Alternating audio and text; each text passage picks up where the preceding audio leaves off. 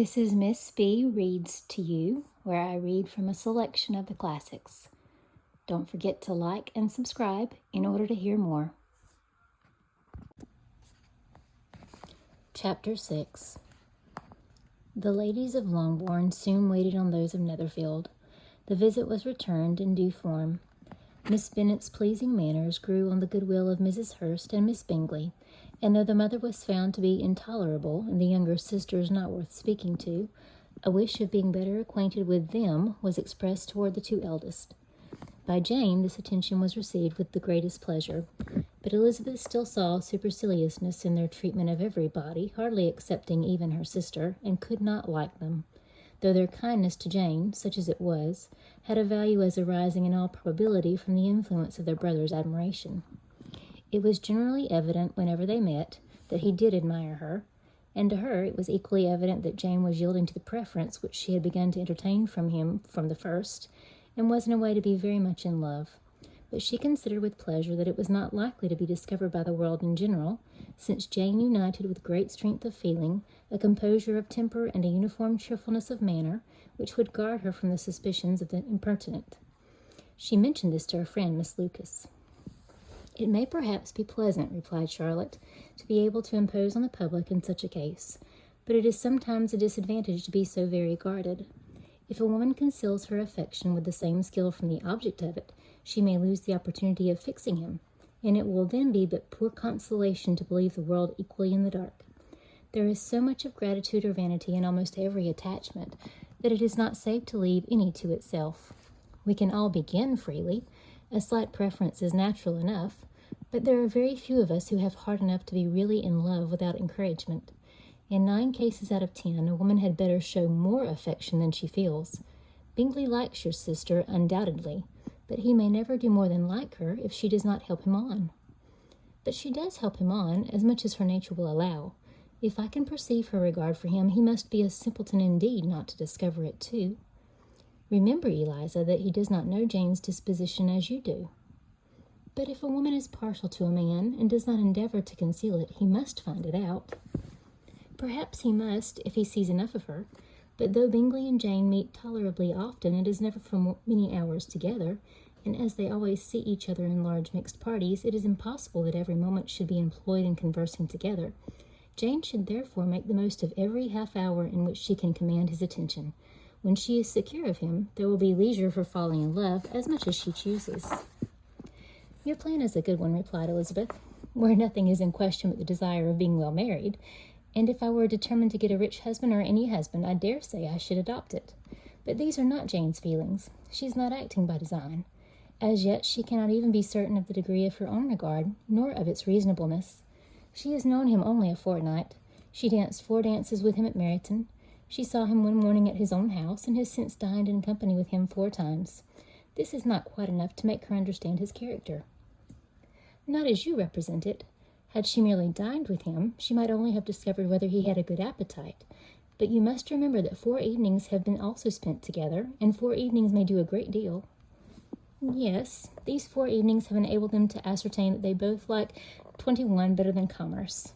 But with respect to any other leading characteristic, I do not imagine that much has been unfolded."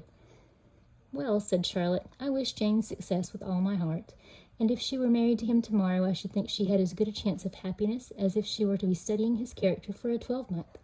Happiness in marriage is entirely a matter of chance. If the dispositions of the parties are ever so well known to each other, or ever so similar beforehand, it does not advance their felicity in the least.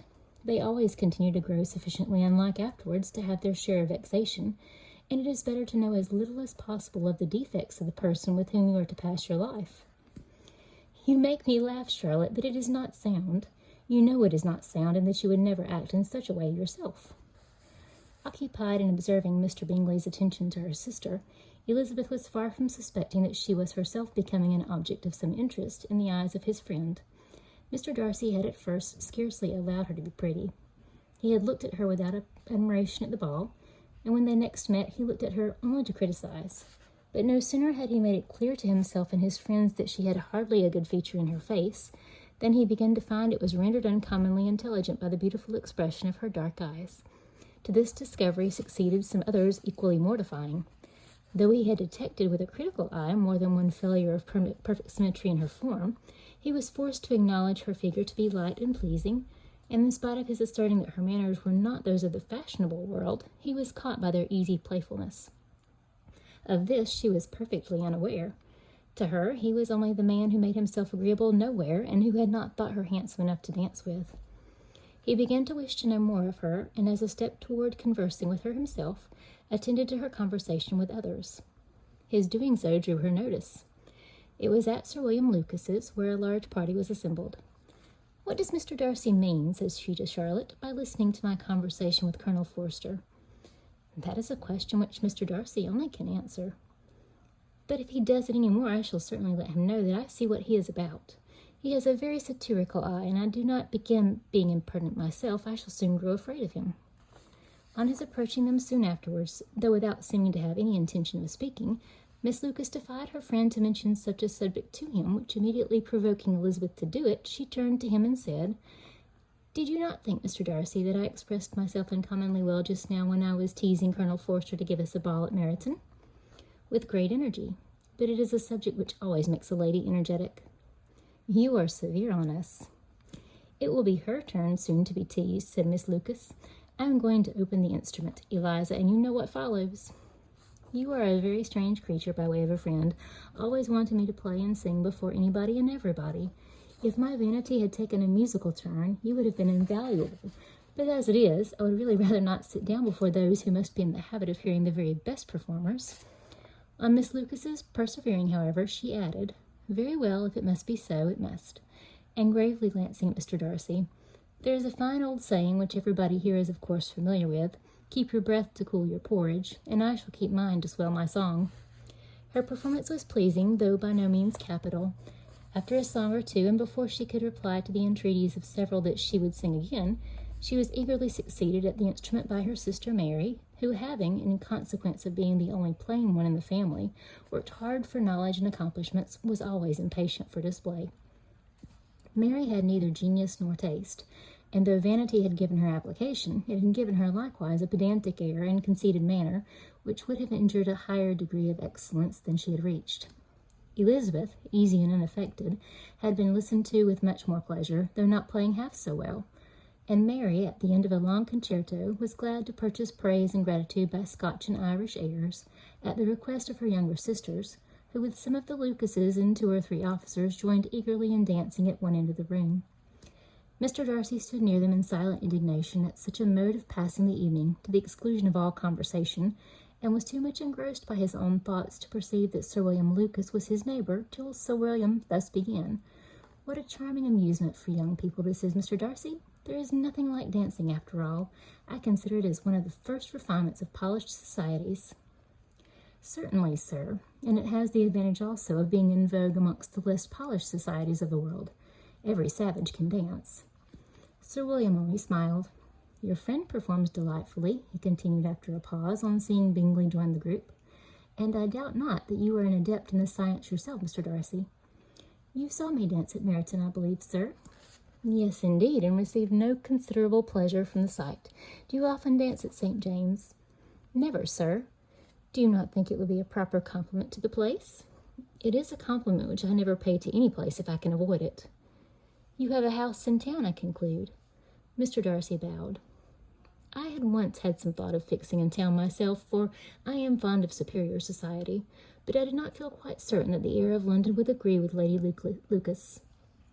He paused in hopes of an answer, but his companion was not disposed to make any, and Elizabeth at that instant moving towards them, he was struck with the notion of doing a very gallant thing, and called out to her, "My dear Miss Eliza, why are you not dancing? Mr. Darcy, you must allow me to present this young lady to you as a very desirable partner. You cannot refuse to dance, I am sure, when so much beauty is before you." And taking her hand, he would have given it to Mr. Darcy, who, though extremely surprised, was not unwilling to receive it, when she instantly drew back and said with some discomposure to Sir William, "Indeed, sir, I have not the least intention of dancing. I entreat you not to suppose that I moved this way in order to beg for a partner." Mr. Darcy, with grave propriety, requested to be allowed the honour of her hand, but in vain. Elizabeth was determined, nor did Sir William at all shake her purpose by his attempt at persuasion. You excel so much in the dance, Miss Eliza, that it is cruel to deny me the happiness of seeing you, and though this gentleman dislikes the amusement in general, he can have no objection, I am sure, to oblige us for 1/2 hour. Mr. Darcy is all politeness, said Elizabeth, smiling. He is indeed, but considering the inducement, my dear Miss Eliza, we cannot wonder at his complaisance, for who would object to such a partner? Elizabeth looked archly and turned away. Her resistance had not injured her with this gentleman, and he was thinking of her with some complacency when thus accosted by Miss Bingley. I can guess the subject of your reverie. I should imagine not. You are considering how insupportable it would be to pass many evenings in this manner, in such society, and indeed I am quite of your opinion. I was never more annoyed. The insipidity and yet the noise, the nothingness and yet the self-importance of all these people. What would I give to hear your strictures on them? Your conjecture is totally wrong, I assure you. My mind was more agreeably engaged. I have been meditating on the very great pleasure which a pair of fine eyes in the face of a pretty woman can bestow. Miss Bingley immediately fixed her eyes on his face, and desired he would tell her what lady had the credit of inspiring such reflections. Mr. Darcy replied with great intrepidity, Miss Elizabeth Bennet. Miss Elizabeth Bennet, repeated Miss Bingley. I am all astonishment. How long has she been such a favourite, and pray when am I to wish you joy? That is exactly the question which I expected you to ask. A lady's imagination is very rapid. It jumps from admiration to love, from love to matrimony in a moment. I knew you would be wishing me joy. Nay, if you are so serious about it, I shall consider the matter as absolutely settled. You will be having a charming mother-in-law, indeed, and of course she will be always at Pemberley with you. He listened to her with perfect indifference while she chose to entertain herself in this manner, and as his composure convinced her that all was safe, her wit flowed long.